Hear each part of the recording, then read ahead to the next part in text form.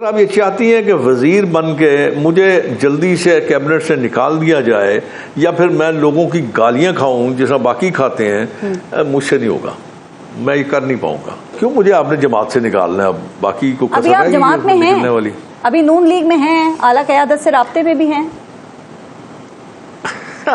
ये बात तो आप नून लीग से पूछे, जो नून लीग के रवा हैं, जो उनके बड़े करता धरता, ये बात, ये सवाल आप उनसे कर सकते हैं। मुझसे क्या सवाल करेंगी? मैं तो बैठा हूँ।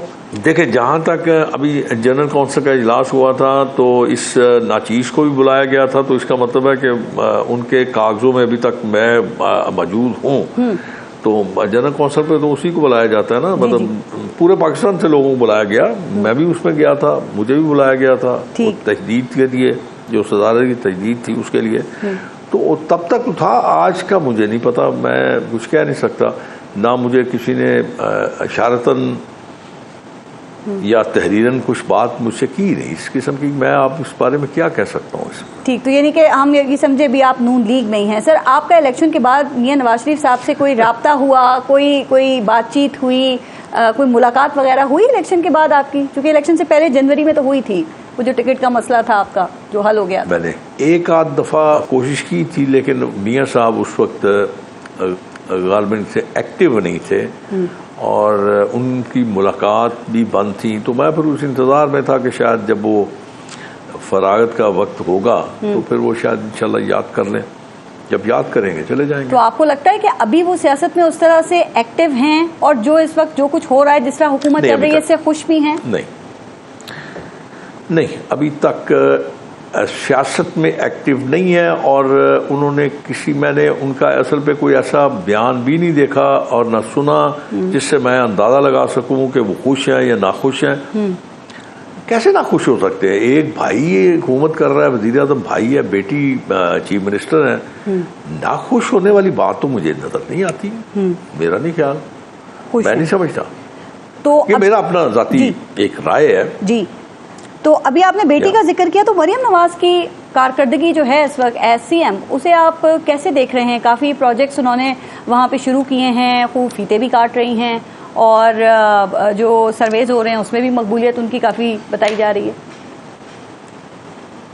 मैंने कल भी एक जगह अर्ज किया था कि मरियम इस बारे में बहुत खुशकिस्मत है कि उसके वालिद जो है वो एक साबका 3 टाइम प्राइम मिनिस्टर हैं, तो चीफ मिनिस्टर भी रहे। एक लंबा उनका तजर्बा है, डिलीवरेंस का भी और गवर्नर्स का भी बहुत लंबा तजर्बा उनका, और तो वो उनसे खासा इस्तेफादा हासिल कर सकती हैं। क्या आपको लगता है कि हुकूमत तो मेरे ख्याल में फायदा होगा? अपनी मुद्दत पूरी कर सकेगी?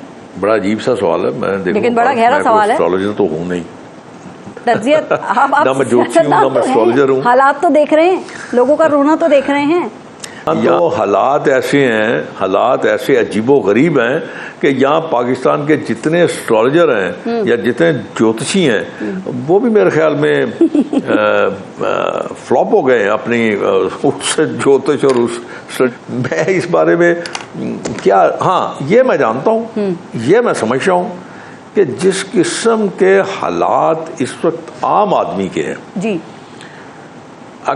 अगर ये काबू ना पाया गया या इनको दुरुस्त करने की कोशिश या इनको ठीक ना किया गया जी, मेरा ख्याल है कि काफ़ी मुश्किल पेश आएगी, इंतहाई मुश्किल पेश आएगी। ठीक सर, अगर ये नहीं किया जाता फॉर एग्जाम्पल, तो आपको लगता है कि मुस्लिम लीग की सियासत अगले इलेक्शन तक बरकरार रहेगी?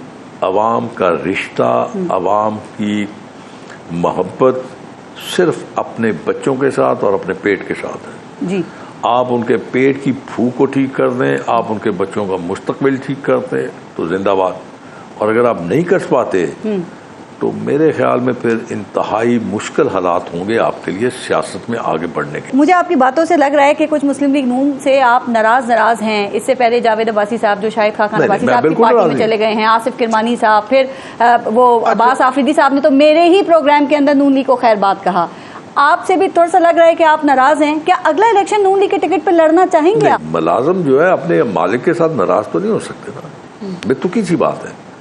मैं अगर सच बात कहूं, अगर मैं इस वक्त कहूं कि बाहर बहुत अंधेरा है जी, रात पड़ गई है, तो ये सच है। इसको आप नाराजगी का नाम देते हैं, मैं नहीं समझता।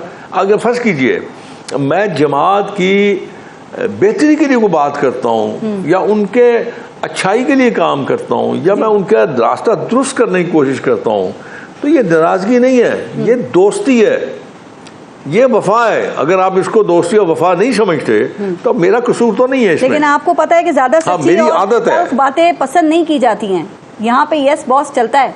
ना करें ना करें ना करें, मेरा अपना ज़मीर नहीं है, मेरी अपनी सोच नहीं है, मेरी अपनी शख्सियत नहीं है। क्या इस आपके इस प्रोग्राम को सिर्फ वाह करने वाले लोग ही सुनेंगे? कुछ तो ऐसे होंगे जो ये कहेंगे ये फकीर आदमी जो बात कर रहा है ठीक कर रहा है। मुझे ये बता दीजिए कि अब अगला इलेक्शन नून लीग के टिकट पे लड़ना चाहेंगे आप? मैं आपको एक गुजारिश करूं, अगर वक्त आया मैं उस वक्त जिंदा रहा तो ये मैं उस वक्त फैसला करूंगा कि मुझे इलेक्शन लड़ना चाहिए, नहीं लड़ना चाहिए और कैसे लड़ना चाहिए, ये उस वक्त फैसला करूंगा। पार्टी के इतने लोग नाराज होकर अब साइड में हो रहे हैं, कुछ पार्टियां बना रहे हैं, कुछ नाराज बैठे हैं। आपकी पार्टी भी इस वक्त बड़े मुश्किल हालात का शिकार है। बड़ी पार्टी, जब आप हुकूमत में होते हैं या इक़्तिदार में होते हैं तो फिर ये बातें आपको इतना ज़्यादा अहमियत नहीं रखती, कौन जा रहा है, कौन आ रहा है, कौन छोड़ रहा है। मेरी मुलाकात हुई थी नवाज शरीफ साहब से, तो जब उन्होंने मुझसे पूछा तो मैंने उन्हें एक मशवरा दिया था, लेकिन मशवरा मैंने उनको अकेले में दिया था, इसलिए कि ज़्यादा लोगों में मशवरा देंगे तो वो फिर आपके बड़ी मुखालफत शुरू हो जाती है। मैंने तब भी उनसे ये कहा था, मैंने कहा मियाँ साहब, जो लोग आपसे नाराज़ हो के साइड पे चले गए आप उनको किसी तरह मनाने की कोशिश करें, आप उनको वापस अपनी जमात में लेके आए, बड़ा अच्छा एक जेस्चर बनेगा, बहुत अच्छा एक इम्प्रेशन आएगा। मैं मशवरा दे सकता हूँ ना, मशवरे का कोई जवाब आया तो मैं कुछ नहीं कर सकता। उस वक्त उन्होंने कोई जवाब तो दिया होगा?